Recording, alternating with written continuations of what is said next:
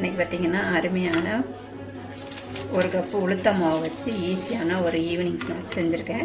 இட்லிக்கு மாவு அரைக்கும் போது கொஞ்சமாக அரைச்சி அள்ளி வச்சுருந்தேங்க. சரி ஸ்கூல்லேருந்து பசங்க வந்தால் சுட்டு கொடுத்துர்லாம், தினமும் என்னென்னு இருக்க வேண்டியதாக இருக்குது. அதனால் அள்ளி வச்சுருந்தேன். பாருங்கள், நல்லா முறுமுறுன்னு இருக்குது. மேலே முறுமுறுன்னு உள்ளே நல்லா சாஃப்டாகவும் இருக்கும், சாப்பிட்றதுக்கும் நல்லாயிருக்கும். நீங்கள் பாருங்கள், மேலே நல்லா முறுமுறுன்னு இருக்குது, உள்ளே நல்லா சாஃப்டாக இருக்கும். வாங்க இது எப்படி செய்யறதுன்னு நம்ம வீடியோக்குள்ளே போய் பார்க்கலாம். நான் பார்த்திங்கன்னா இட்லிக்கு மாவு அரைக்கும் போது கொஞ்சம் எடுத்து வச்சுருக்கேங்க. இதை வச்சு நம்ம ஒரு வடை மாதிரி பார்க்கலாம், போண்டா மாதிரி பார்க்கலாம், இல்லை குட்டி குட்டியாக பார்க்கலாம். இதை நம்ம விருப்பப்படி எதனாலும் போட்டுக்கலாம். நான் இதை ஒரு கப் எடுத்துருக்கேன். அதுக்கு தேவையான பொருள் வந்து பார்த்திங்கன்னா ஒரு அரை துண்டு இஞ்சி, இதை கட் பண்ணிக்கலாம். சாயந்தரம் ஸ்கூல் விட்டு வரும்போது பசங்களுக்கு இந்த மாதிரி செஞ்சு கொடுத்தா நல்லா மொறுமொறுன்னு இருக்குங்க. மாவு அரைக்கும் போது கொஞ்சமாக உளுந்து சேர்த்து அரைச்சோன்னா இந்த மாதிரி செஞ்சு கொடுக்கலாம். 2 பச்சை மிளகாய் எடுத்துருக்கேன், இதையும் கட் பண்ணிக்கலாம். நீங்கள் ரொம்ப குழந்தைங்களுக்கு செஞ்சு கொடுக்குற மாதிரி இருந்ததுன்னா மிளகாய் தூளாக சேர்த்துக்கோங்க. ஏன்னா இது எங்கே இருக்குன்னு தெரியாது, கடிக்கும் போது உரைக்கும் இல்லையா.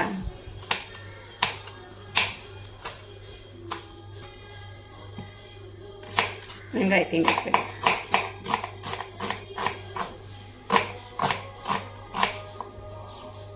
வெங்காயம் நிறைய சேர்த்து செய்யும்போது டேஸ்ட்டு நல்லாயிருக்கும்.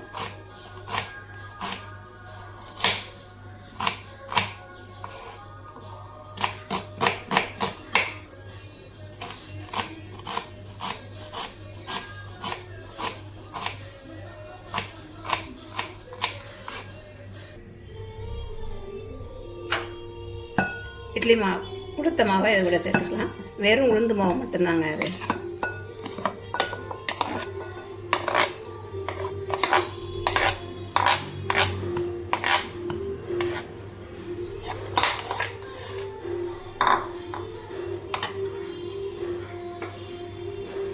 நம்ம கட் பண்ணி வச்சுருக்க வெங்காயத்தை இது கூட சேர்த்துக்கலாம்.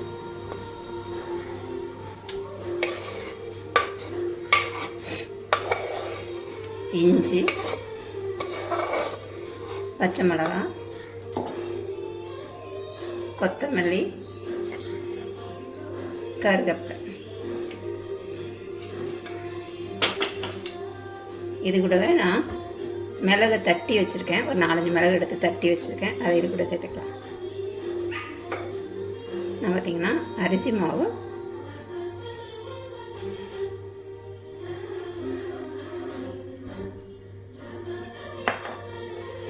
சேர்த்துருக்கேங்க.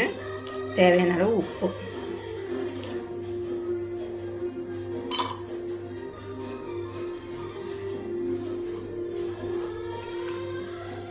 நம்ம கலந்து பார்த்துட்டு அரிசி மாவு சேர்த்துக்கலாம். ரொம்ப தண்ணியாக இருந்தால் மாவு சேர்த்துக்கலாம்.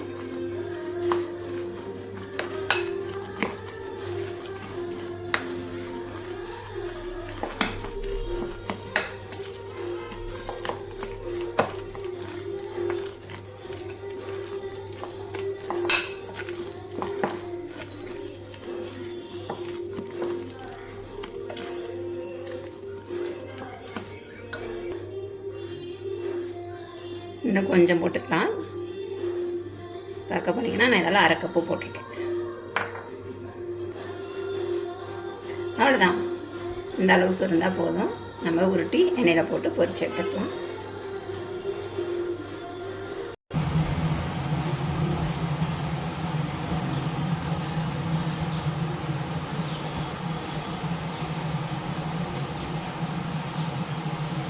எண்ணெய் காஞ்சிருச்சு. நான் இந்த மாதிரி குட்டி குட்டியாக போட்டிருக்கேன்.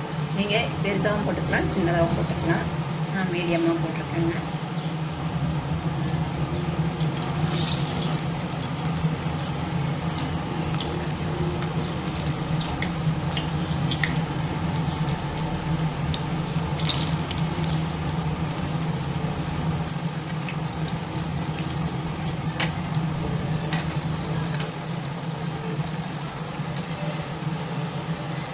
இந்த மாதிரி திருப்பி விட்டு நம்ம எடுத்துக்கலாங்க.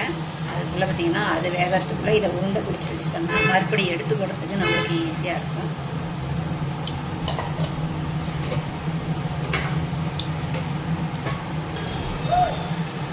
அவ்வளோதான் பாருங்கள், நல்லா வெந்துருச்சு. நம்மளுக்கு அரிசி மாவு சேர்க்கறதுனால நம்மளுக்கு எண்ணெய் இழுக்காதுங்க, எண்ணெய் ரொம்ப பிடிக்காது. அதனால் ரொம்பையும் இட்லி மாவு அரிசி உளுத்த மாவு ரொம்ப தண்ணியாக இருந்தாலும் நம்மளுக்கு அரிசி மாவு கொஞ்சம் அதிகமாக போடுற மாதிரி இருக்கும். மாவுக்கு தகுந்த மாதிரி அரிசி மாவை சேர்த்துக்கோங்க.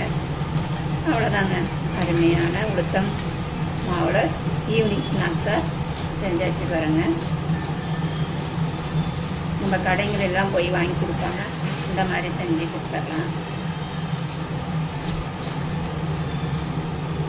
நீங்களும் இதே மாதிரி செஞ்சு பாருங்கள். வீடியோ பிடிச்சிருந்தா லைக் பண்ணுங்கள், ஷேர் பண்ணுங்கள், கமெண்ட் பண்ணுங்கள், மறக்காமல் சப்ஸ்கிரைப் பண்ணுங்கள். இன்னொரு வீடியோவில் சந்திப்போம். டாட்டா பாய்.